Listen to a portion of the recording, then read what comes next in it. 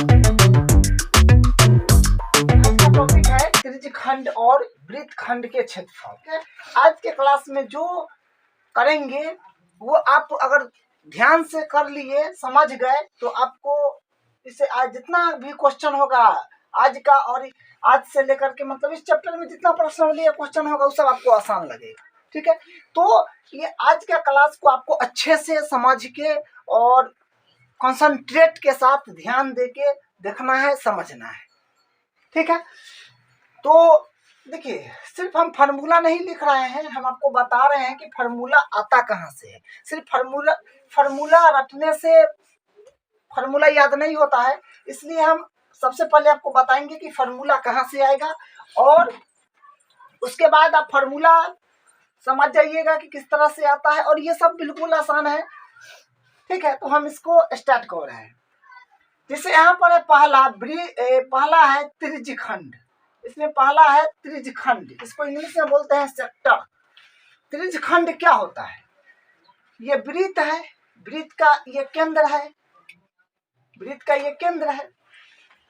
तो वृत्त का कहीं से भी इतना सा हिस्सा अगर काट लीजिए, थोड़ा सा हिस्सा कहीं से काट लिया जाए तो उसी को हम लोग बोलते हैं त्रिज्यखंड, या फिर बोलिए त्रिज्या का खंड।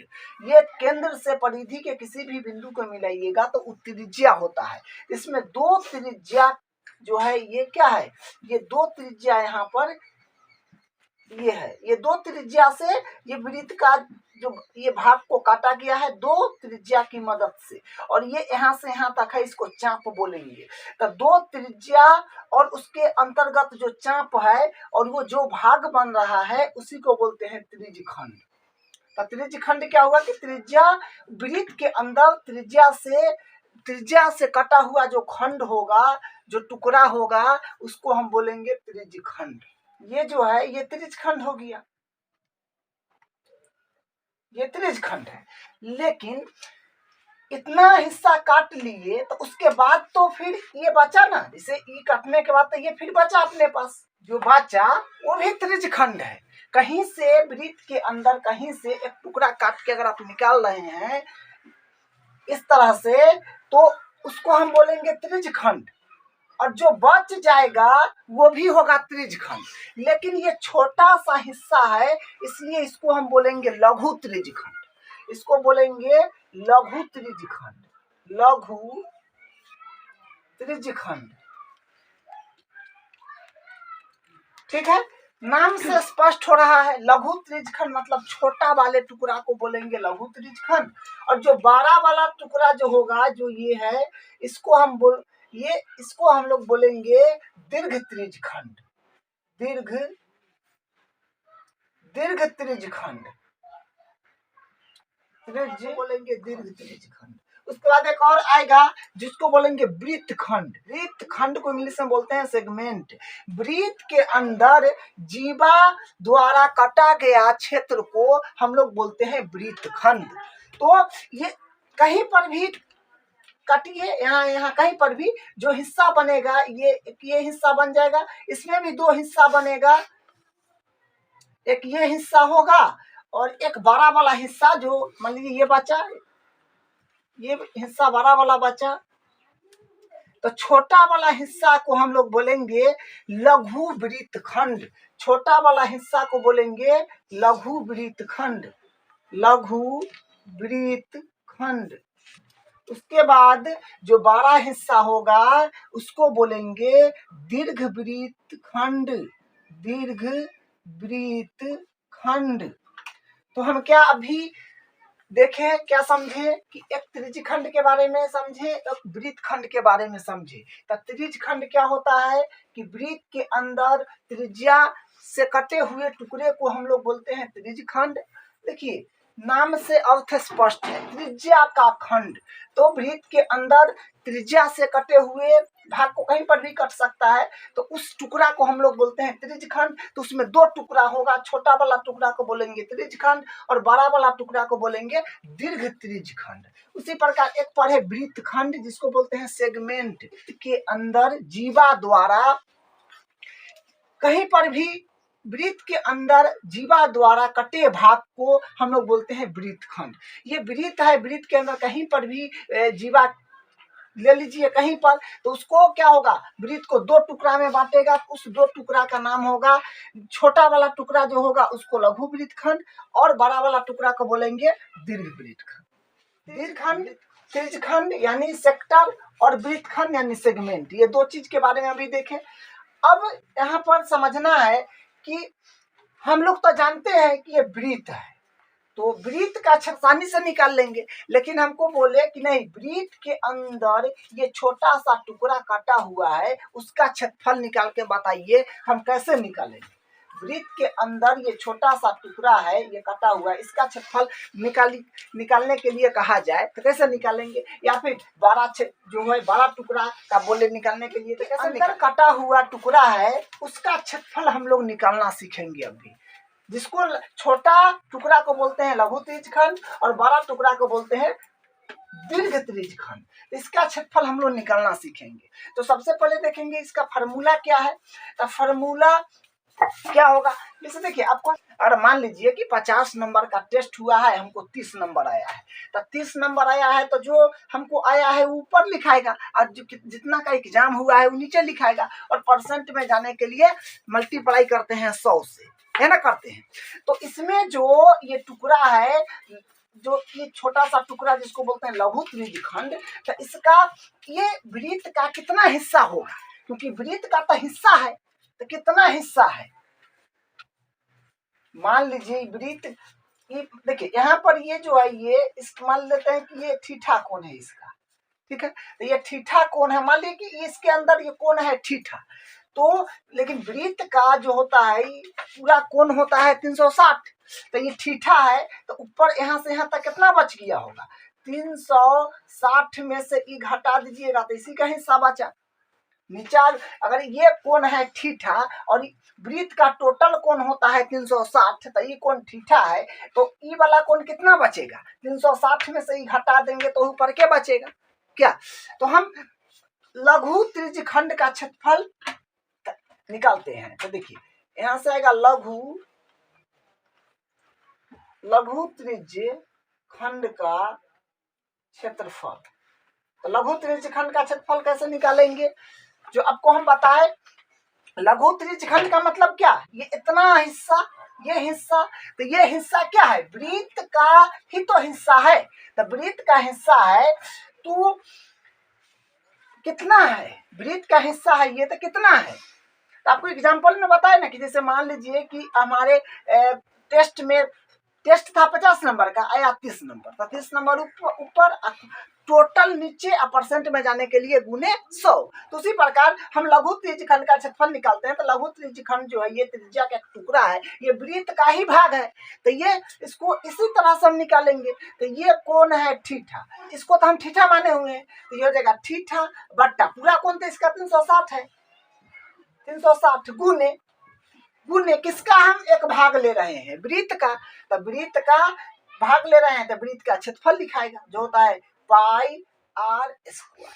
यहाँ पर जो कोण बनेगा वो कितना होगा, उसको मान लिए थीटा, तो थीटा मान लिए, तो वृत्त के अंदर तो पूरा कोण 360 का होता है, तो जो कोण हमारे पास है, जो कोण हम लिए हैं वो ऊपर, और टोटल उसके बट्टा में अगुने वृत्त का क्षेत्रफल होता है पाई आर स्क्वायर। चलिए इंटू में लिख दिए, जिसका हिस्सा किए तो गुना में लिख दिए। अब उसके बाद हम निकालेंगे दीर्घ त्रिज्यखंड का क्षेत्रफल। तो दीर्घ त्रिज्यखंड का क्षेत्रफल क्या आएगा, दीर्घ त्रिज्यखंड का क्षेत्रफल, तो उसका क्या होगा। तो आप जानते हैं कि ये कोण तो हम थीटा माने थे, तो ये कोण कितना बचा होगा, तो 360 में से घटा दीजिएगा तो इसका हिस्सा बचा होगा।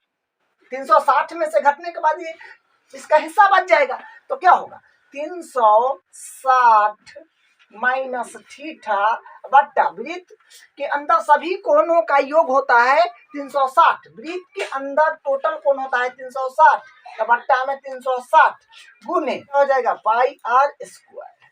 तो हम किसका हिस्सा ले रहे हैं क्या, तो वृत्त का क्षेत्रफल होता है पाई आर स्क्वायर। तो यहाँ से हम लघु त्रिज्यखंड का क्षेत्रफल ये निकाल लिए थीटा बटा 360 गुने पाई आर स्क्वायर, और दीर्घ त्रिज्यखंड का क्षेत्रफल निकाल लिए 360 माइनस थीटा बटा 360 गुने पाई आर स्क्वायर। तो यहाँ से ये दो फॉर्मूला निकल गया। अब देखिए इसको समझने के लिए ये आपको अच्छी तरह से आ जाना चाहिए। अब इसमें हम आते हैं लघु वृत्तखंड में। तो लघु वृत्तखंड में क्या है कि ये वृत्त है और ये जीवा है, तो ये इसका छोटा सा टुकड़ा है, इसको हम बोलेंगे लघु वृत्तखंड। तो इसका क्षेत्रफल हम जानना चाह रहे हैं क्या होगा। तो इसका क्षेत्रफल कैसे निकालेंगे, मान लीजिए ये वृत्त का केंद्र है, तो इसको यहाँ से मिला दिए और इसको यहाँ से मिला दिए। अब इसको आप देखिएगा तो यहाँ से लेकर के यहाँ तक आप देखिए, यहाँ ये पूरा देखिए यहाँ तक, ये पूरा तो क्या हो गया, ये पूरा तो हो गया लघु त्रिज्यखंड जो पहला में देखे हैं, ये पूरा लघु त्रिज्यखंड हो गया। तो हम क्या करेंगे, त्रिज्यखंड का क्षेत्रफल में से, ये पूरा हुआ त्रिज्यखंड, त्रिज्यखंड के क्षेत्रफल में से, पूरे त्रिज्यखंड के क्षेत्रफल में से अगर हम त्रिभुज का क्षेत्रफल हटा देंगे तो हमारे पास आ जाएगा लघु वृत्तखंड का क्षेत्रफल। ठीक है, तो हम लघु वृत्तखंड का क्षेत्रफल कैसे निकालेंगे, आपको बताए कि ये पूरा जो है ये पूरा क्या बन रहा है, त्रिज्यखंड बन रहा है। तो त्रिज्यखंड बन रहा है लेकिन हमको तो चाहिए लघु वृत्तखंड का क्षेत्रफल। तो हम त्रिज्यखंड के क्षेत्रफल में से अगर हम ये त्रिभुज का क्षेत्रफल हटा देंगे तो हमारे पास लघु वृत्तखंड का क्षेत्रफल आ जाएगा। तो हम इसका फॉर्मूला लिख रहे हैं, लघु वृत्तखंड का क्षेत्रफल के क्षेत्रफल में से हम ये त्रिभुज का क्षेत्रफल हटा देंगे तो हमारे पास ये बचेगा, तो ये वृत्तखंड का क्षेत्रफल आ जाएगा। तो यहाँ से हम लिख देते हैं त्रिज्यखंड का क्षेत्रफल, त्रिज्यखंड का क्षेत्रफल माइनस त्रिभुज का क्षेत्रफल। लघु वृत्तखंड का क्षेत्रफल बराबर त्रिज्यखंड का क्षेत्रफल माइनस त्रिभुज का क्षेत्रफल। तो लघु वृत्तखंड का क्षेत्रफल हम ये निकालना चाहेंगे, तो ये पूरा यहाँ से यहाँ तक बन रहा है त्रिज्यखंड, त्रिज्यखंड के क्षेत्रफल में से हम ये त्रिभुज हटा देंगे तो वृत्तखंड का क्षेत्रफल आ जाएगा।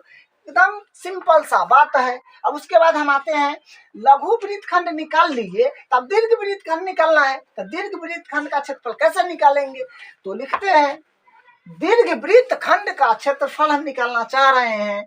तो अगर आप थोड़ा सा ध्यान दे पा रहे हैं तो ये देखिए दीर्घ वृत्तखंड का मतलब क्या, ये बड़ा वाला हिस्सा, इसका क्षेत्रफल हम ये बड़ा हिस्सा का हम क्षेत्रफल जानना चाह रहे हैं। कैसे होगा, वृत्त का क्षेत्रफल में से अगर हम ये लघु वृत्तखंड का क्षेत्रफल अगर हटा दे तो हमारे पास दीर्घ वृत्तखंड का क्षेत्रफल आ जाएगा। बहुत सिंपल सी बात है। अगर हम दीर्घ वृत्तखंड का क्षेत्रफल निकालना चाह रहे हैं तो वृत्त के क्षेत्रफल में से हम लघु वृत्तखंड के क्षेत्रफल को हटा देंगे तो हमारे पास दीर्घ वृत्तखंड का क्षेत्रफल आ जाएगा। तो वही बात लिख देंगे, वृत्त का क्षेत्रफल माइनस लघु वृत्तखंड का क्षेत्रफल। तो यहाँ से एक और फॉर्मूला को आपको ध्यान रखना है, जो इस पर एक आधा क्वेश्चन है अपने बुक में, जो देखिए इसको हम लोग बोलते हैं चाप। ये जो है ये चाप है, लघु त्रिज्यखंड का ये चाप है। इसमें आपसे पूछ लिया जाएगा कि त्रिज्यखंड की चाप की लंबाई बताइए, पूछ लिया जाएगा। ठीक है, या फिर छोटा त्रिज्यखंड से बना तो ये छोटा क्या आएगा, चाप आएगा, लेकिन दीर्घ त्रिज्यखंड से तो बड़ा चाप आएगा। तो पूछ लिया जाएगा कि दीर्घ त्रिज्यखंड की चाप की लंबाई बताइए। तो उस केस में क्या करेंगे, तो उसका फॉर्मूला भी लिख लीजिए, सिंपल है। यहाँ से हम लिखेंगे लघु त्रिज्यखंड की चाप की लंबाई बराबर, तो लघु त्रिज्यखंड की, ये तो लघु त्रिज्यखंड है, इसकी चाप की लंबाई क्या होगा। यहाँ से यहाँ तक हमसे पूछ लिया जाए क्वेश्चन में इसका लंबाई ज्ञात कीजिए, तो क्या करेंगे, सिंपल सा काम करेंगे। जैसे देखिए हमारे पास ये कोण जो है ये थीटा है, यहाँ से यहाँ तक का जो कोण है ये थीटा है। तो थीटा बट्टा पूरे कोण होता है वृत्त का 360, हम थीटा ले रहे हैं लेकिन कुल तो नीचे आएगा ही 360 गुने, तो गुने 2 पाई r हो जाएगा। वृत्त का परिधि ये होता है, ठीक है। तो ये परिधि का ही तो हिस्सा है, 2 पाई r लिख दिए। या फिर आपसे पूछ दिया जाएगा दीर्घ त्रिज्य खंड की चाप की लंबाई बताइए, दीर्घ त्रिज्य खंड की चाप की लंबाई बताइए, तो दीर्घ त्रिज्य खंड का चाप तो ये रहा। तो देखिए दीर्घ त्रिज्य खंड, तो दीर्घ त्रिज्य खंड की चाप की लंबाई क्या होगा, तो इतना कोण, तो देखिए इतना कोण हम लिए थे थीटा, ये कोण क्या बचा 360 माइनस थीटा, बड़ा कोण क्या बचा 360 माइनस थीटा, तो 360 माइनस थीटा। अब कुल कोण होता है वृत्त का 360, तो 360 गुने हम परिधि ले रहे हैं इसका, तो परिधि इसका होता है 2 पाई r। तो दीर्घ त्रिज्य खंड की चाप की लंबाई हो गया 360 माइनस थीटा बट्टा 360 गुने 2 पाई r। एक और फॉर्मूला हम लिख देते हैं, कैसे तो निकालेंगे कैसे, ये नॉर्मल बात है, बेसिक बात है। जैसे मान लीजिए हमको दीर्घ त्रिज्य खंड का क्षेत्रफल निकालना है, तो कैसे करेंगे, दीर्घ त्रिज्य खंड का मतलब ये बड़ा सा टुकड़ा, इसका क्षेत्रफल निकालना है, क्या करेंगे, वृत्त के क्षेत्रफल में से, वृत्त के क्षेत्रफल में से लघु त्रिज्य खंड का क्षेत्रफल हटा देंगे, तो ये बचेगा। वही तो यहाँ लिखना है, वृत्त का क्षेत्रफल माइनस लघु त्रिज्य खंड का क्षेत्रफल, लघु त्रिज्य खंड का क्षेत्रफल, दीर्घ त्रिज्य खंड का क्षेत्रफल निकालना है, तो पूरे वृत्त के क्षेत्रफल में से लघु वाला को हटा दीजिएगा, दीर्घ वाला बचेगा। नॉर्मल है, सिंपल सब है, ठीक है। अब हम इसका क्वेश्चन नंबर 2 है, त्रिज्या 4 सेमी वाले एक वृत्त के त्रिज्य खंड का क्षेत्रफल ज्ञात कीजिए जिसका कोण 30 डिग्री है, साथ ही संगत दीर्घ त्रिज्य खंड का क्षेत्रफल भी ज्ञात कीजिए और पाई का मान 3.14 का प्रयोग कीजिए। देखिए इसमें आपको त्रिज्य खंड का क्षेत्रफल निकालना है, उसके बाद दीर्घ त्रिज्य खंड का क्षेत्रफल निकालना है, मतलब 2 काम करना होगा। त्रिज्य खंड का क्षेत्रफल सीधे बोला है, मतलब लघु त्रिज्य खंड का क्षेत्रफल भी निकालना है और संगत दीर्घ त्रिज्य खंड का भी क्षेत्रफल निकालना है, ठीक है। तो देखिए सबसे पहले फिगर बना लेना है, इससे समझने में कंफर्टेबल हो जाता है। तो हम एक फिगर बना लेते हैं, ये केंद्र होगा और ये जो है 2 त्रिज्या है, 2 त्रिज्या का खंड है और ये चाप है। तो 2 कोण बोला गया है 30 डिग्री, तो ये 30 डिग्री हो जाएगा और त्रिज्या बोला गया है 4 सेमी, तो ये 4 सेमी त्रिज्या हो जाएगा, क्योंकि दोनों तो त्रिज्या ही है, तो ये 4 सेमी हो जाएगा। इसको मान लेते हैं ओ, केंद्र को ओ मान लेते हैं, इसको ए, इसको बी मान लेते हैं, ठीक है। फिगर आपको बना लेना है इस तरह से ताकि समझने में कंफर्टेबल हो जाएगा। लघु त्रिज्य खंड का क्षेत्रफल, तो लघु त्रिज्य खंड का क्षेत्रफल निकालेंगे तो फॉर्मूला आपको बताए थे, क्या होता है थीटा बट्टा 360 गुने पाई r स्क्वायर। तो यहाँ से थीटा का मान इसमें हो जाएगा 30 डिग्री और r मतलब त्रिज्या हो जाएगा, जिसको r बोलते हैं वो है 4 से। ये इंफॉर्मेशन है, इसमें यही लगाएंगे। तो देखिए थीटा तो है 30, यहाँ से जाएगा 30 बट्टा 360 है तो 360 डिग्री गुने 30 डिग्री। पाई का मान लेना है 3.14 गुने r का मान मतलब त्रिज्या जो है 4 है, तो 4 गुने 4 मतलब त्रिज्या 4 है तो स्क्वायर है तो 2 बार लिखना पड़ेगा। तो इससे एगो जीरो से एगो जीरो काट लीजिए, ये कट जाएगा 3 से, ये कट जाएगा 12 तिया 36, ठीक है। और 4 तिया फिर 12 कट जाएगा 3 बार में, सिंपल जो कटा सो काट लिए।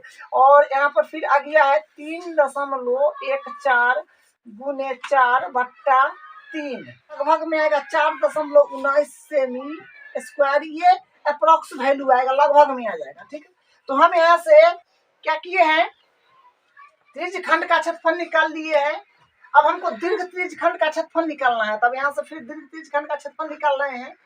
दीर्घ त्रिज्य खंड का क्षेत्रफल, तो दीर्घ त्रिज्य खंड का क्षेत्रफल का फॉर्मूला क्या होता है 360 माइनस थीटा बट्टा 360 डिग्री गुने पाई r स्क्वायर।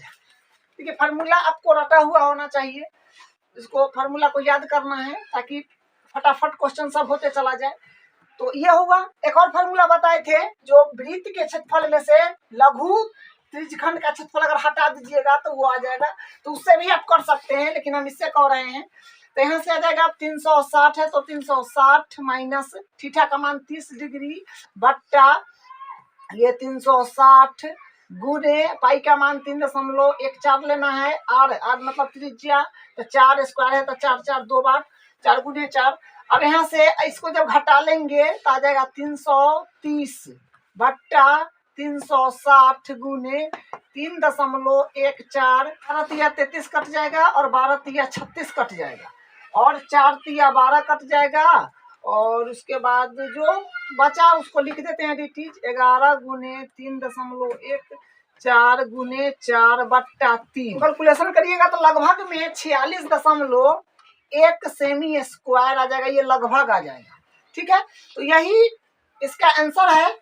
ये लघु त्रिज्यखंड यानी त्रिज्यखंड बोला था उसका हो गया, और ये दीर्घ त्रिज्यखंड का ये आ गया। ये इसका आंसर है। इसका एक और एग्जांपल नंबर 3 है, आकृति 12.9। यह है आकृति, दर्शाया गया वृत्तखंड का क्षेत्रफल ज्ञात कीजिए। ये जो दर्शाया गया है ना, ये वृत्तखंड ये छायांकित किया गया है, इसका क्षेत्रफल अपने को बताना है। यदि वृत्त की त्रिज्या 21 सेमी है और कोण ओ भी 120 है, तो ये कोण भी दे दिया है, तो वृत्त खंड का क्षेत्रफल हमको बताना है जो ये छायांकित किया गया है। तो क्या करते हैं, आपको देखिए त्रिज्य खंड के क्षेत्रफल में से त्रिभुज का क्षेत्रफल हटाना पड़ेगा। तो त्रिभुज का क्षेत्रफल हटा देंगे तो हमारा आंसर आ जाएगा। तो हम यहाँ से स्टार्ट कर रहे हैं।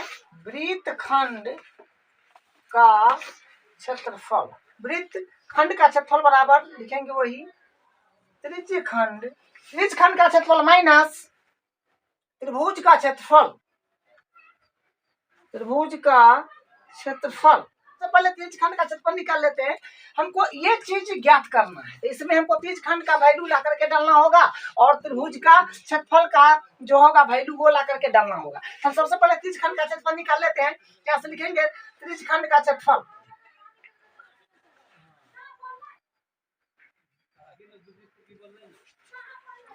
त्रिज्यखंड का क्षेत्रफल जो होता है वो होता है थीटा बट्टा 360 गुने पाई आर स्क्वायर।